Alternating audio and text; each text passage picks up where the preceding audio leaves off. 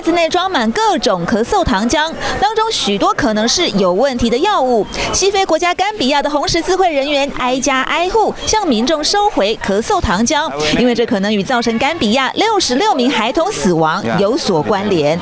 WHO has today issued a medical product alert for 4 contaminated medicines identified in the Gambia that have been potentially linked with acute kidney injuries and 66 deaths among children.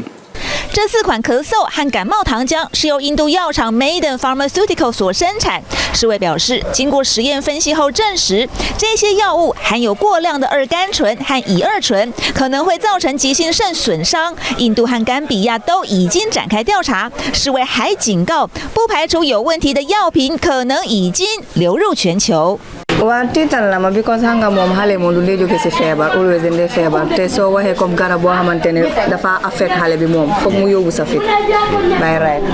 WHO recommends all countries detect and remove these products from circulation to prevent further harm to patients.